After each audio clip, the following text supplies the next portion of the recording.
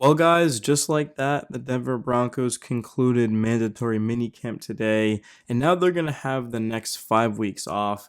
And then after that, of course, is going to be training camp, preseason, and then week one against the Tennessee Titans. There's actually a lot to take away with how camp went. The first one is going to be none other than Bo Nix, who's going to be on the thumbnail. He's just way more comfortable in year two. Here's what Sean Payton had to say about his performance. So, quote, less pause, less hesitation with the play call in the huddle, less pause, less hesitation in the pocket. He's playing fast, Sean Payton said, and quote, that's going to be the biggest thing for Knicks is we understand that he doesn't take sacks, he gets rid of the ball quickly, but just when you're in the huddle, setting up plays and being able to get your guys in the right positions and just to do it fast with the audibles, you can see he's just at a different level in year two. And I said this in my video yesterday, going up against the Denver defense is only going to make him better. I mean, this is the best defense that Sean Payton has ever had in his career. Like, I'd even be willing to go that far. Last season, I thought Denver had the best defense. I know the Chargers were the number one ranked defense in terms of scoring, but Denver, they got after you. Their secondary was elite. They pressured the quarterback with Zach Allen, with Nick Benito, and the linebackers, despite some key injuries, stepped up from top to bottom. I mean, I was super impressed with how the defense played, and I think it's going to be even better with Hufanga out there, who had a great play today working against Bo Nix, but we're about to get into that in a second. But more on Nix from Peyton. So, quote, protecting the ball, he's hard to sack. He was hard to sack in college, so you're seeing him play faster, more confidence, Peyton said, and quote, so you're getting from Sean Payton that it's not necessarily just the more in tune with the playbook, but his decision making as well. Everyone knows that year two, you're going to know the playbook better, but it's just the decisions that Nix is making with the football. He knows where to go with it quicker, and it's only going to elevate his play. I'm super excited about Bo Nix in his second season. I thought overall he was the most consistent quarterback in the NFL from a non-biased perspective. Of course, last season I watched a lot of Jaden Daniels and Caleb Williams, Drake May. I think they're amazing. I just think Bo Nix from start to finish, he grew a lot, and he got the Broncos into the playoffs. They hadn't been there in a while, so kudos to him. And Nix is going to take some of his receivers, tight ends, and running backs out of town to work on their own during the hiatus. Of course, the Broncos, it's going to be about 5 months before they meet up again and play. And Peyton did say that it's pretty common. I mean, team bonding, but it's still really cool to see. And I'm excited about that and hearing more. And the Broncos defense, they made their presence known, though, in minicamp. I think we all kind of saw that coming, is that they were flying around the football. I mean, Bo Nix was nearly picked off by Hufanga and then Riley Moss on a deflection. Nick Benito showed his insane burst getting around Mike McGlinchey for what would have easily been a sack if it hadn't been for not tackling, of course, and not everyone's in pads yet and things like that. But it would have been an easy sack.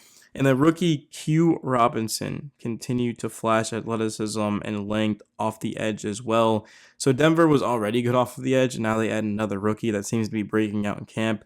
So I'm excited about that. But just Hufanga, he's shown the kinds of smarts and playmaking ability over recent weeks that exactly why Denver brought him in, of course, on a 3-year contract back in March. And also 7-on-7s. We got to see Bo Nix go up against the defense, but both sides seem to be just competing. Like, it's professional football at the end of the day. But I got to give Nix a lot of credit because he did make some throws that were deflected, nearly picked off, but he just went right back at them and made some plays. One of the defenders, Jaquan McMillan, of course, who plays in the nickel, is a very good player. So Jaquan McMillan ends up picking off Nix when a ball bounced off of Courtney Jackson's pads, and Nix continued to talk right back at him. And Jones ended up saying, quote, I love that. I never want to be somewhere where a quarterback is kind of shy or to himself.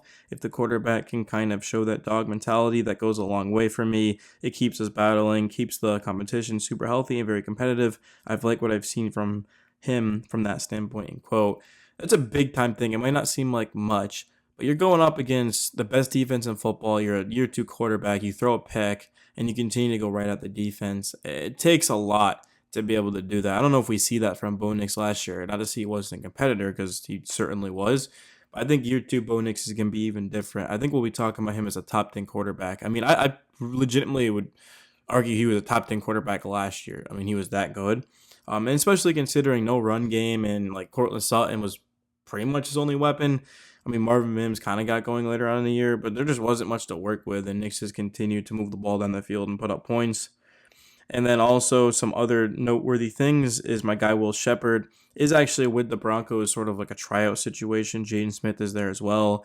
I watched Shepherd at Colorado as I'm a Buffs fan.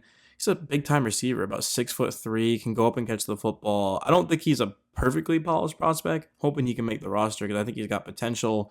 But it's good to see him out there at least getting a chance. And I think he could help the Broncos. You just throw the ball up to him, especially down the goal line. He's going to go up and get it. And Shador, who's as good as it gets, he ended up, I don't know how he was a fifth round pick, but Shador and Shepard had a lot of good chemistry, and I'm excited about that. And that's kind of what the Broncos need is they got plenty of speed in the offense. They just need guys that can catch the football and go up and get it. So that's pretty cool. And then in terms of Sean Payton, he directly addressed some of these guys who were trying out. Some have NFL experience, some of them are just undrafted rookies. And he said, quote, if they have a helmet and a jersey on, we're looking closely. Can they help us? What's the vision? What can they do? History has told me personally, I found guys in this camp that weren't on the 90-man roster, then later were on the 90 and then made the team the next year. So the question is going to be, how far can this Broncos team actually go? And at the end of the day, nobody knows. I mean, we'll have to see how they play. I think personally, my expectations for the Broncos is to win the AFC West. It's not to say that if they don't and the Chiefs get it again, it's going to be a disappointment. But I think the Broncos are good enough to where they should be challenging the Chiefs, which is going to be probably 12 to 14 games. I think they can do it.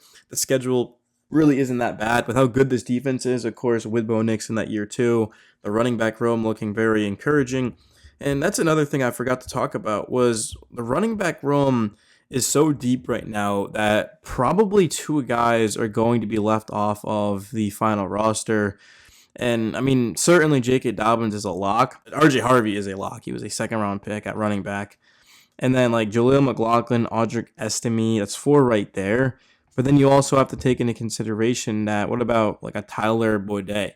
Like, is he going to make the roster is going to be kind of the thing. I mean, he's somebody that's kind of like looking outside of the window right now. So he's going to have to compete and he's going to have a really good camp to be able to make the team. So it's going to be competitive at the running back spot. Audric Estime, Blake Watson, Jaleel McLaughlin, and Tyler Bidet. Would not be surprised if multiple of those guys get left off of the final roster. So they're going to have to compete their asses off to make it. Should be a lot of fun in training camp. I can't wait. And then preseason is going to be even more fun. I think NFL preseason's a joke, but it's still an opportunity to see some of the young guys compete. I just saw like an hour ago that, man, my guy J.K. Dobbins signed a 1-year deal with the Broncos, and it's just hilarious because he goes from one of my teams to the other, and I think he made a good decision. I mean, the Broncos, they block as well as anyone, and he's also going to be getting a good amount of touches. He's not going to be the bell cow RB1. I think R.J. Harvey's got that locked, but he's still going to get a lot of touches.